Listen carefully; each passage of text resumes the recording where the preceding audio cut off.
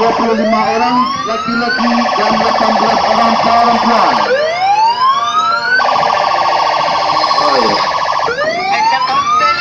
Dan tidak lupanya kami sampaikan bahwasanya nanti malam setelah salat Isya kita akan mengadakan tablik akbar yang akan diisi oleh Ustaz Saiful dari Tandua, dan juga kita akan melihat penampilan dari Randai IPMP nanti sore,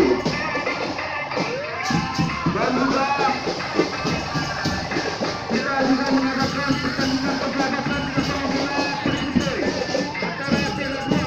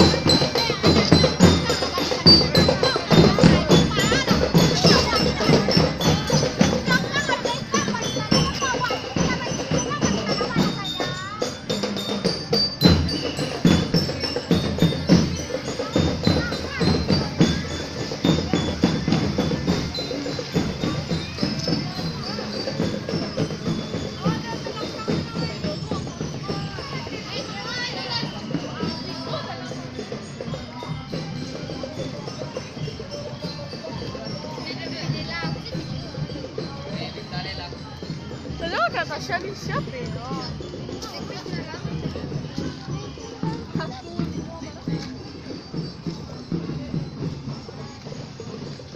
Oh, kari itu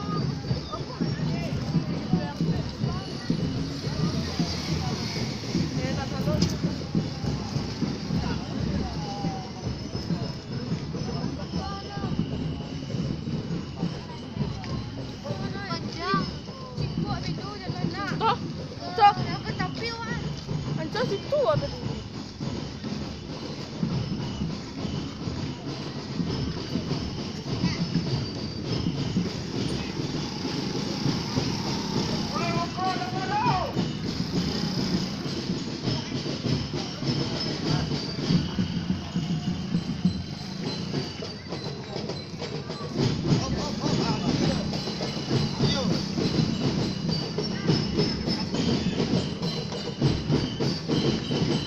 Tolong ke tepi.